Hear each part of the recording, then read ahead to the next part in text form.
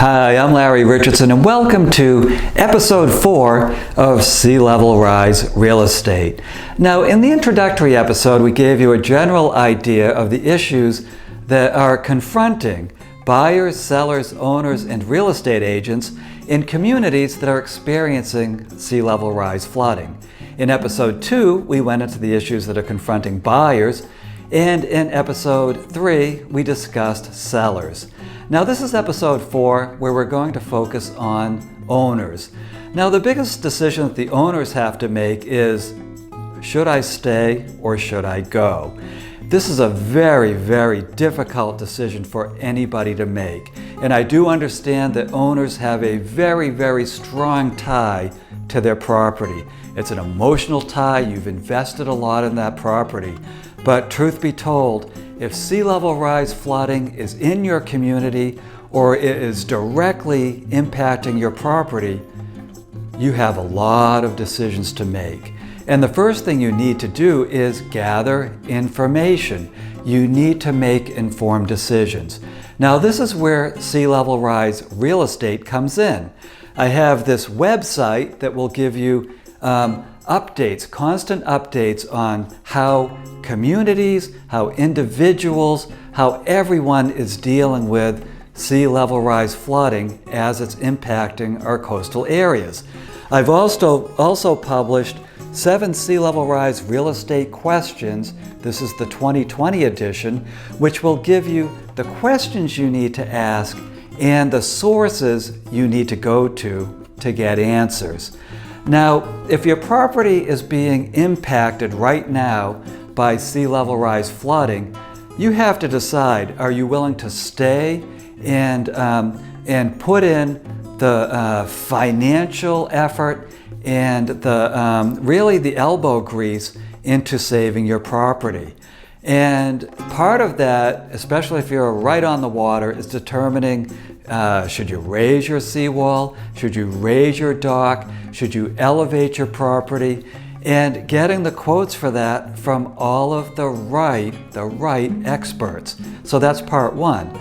The second part of it is you have to determine, is the community itself, is the city or town itself putting in the investment to save your property?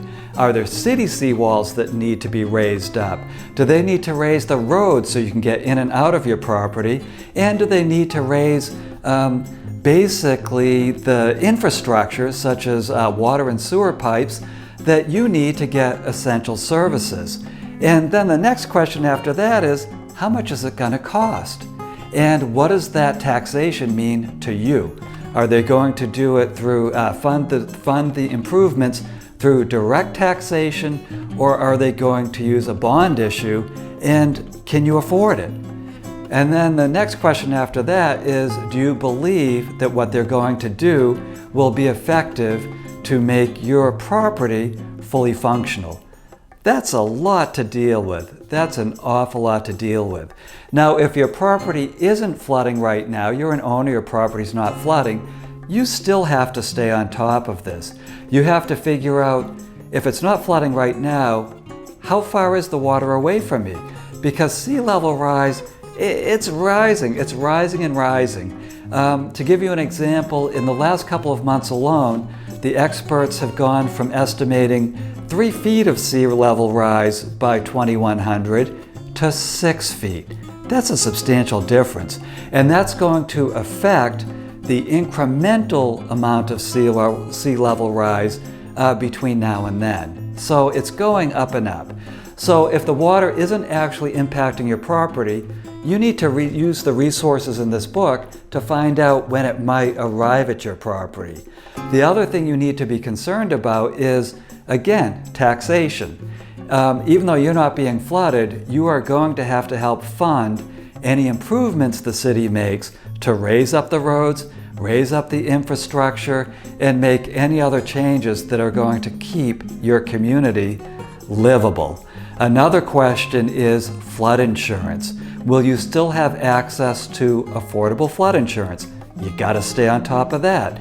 You need to really stay on top of whether the mortgage industry is under any kind of distress in your community, because mortgage providers have to decide, will the average loan taker, the average buyer, be able to pay that loan back over a 30-year period, or will sea level rise become such a problem that the property's unlivable?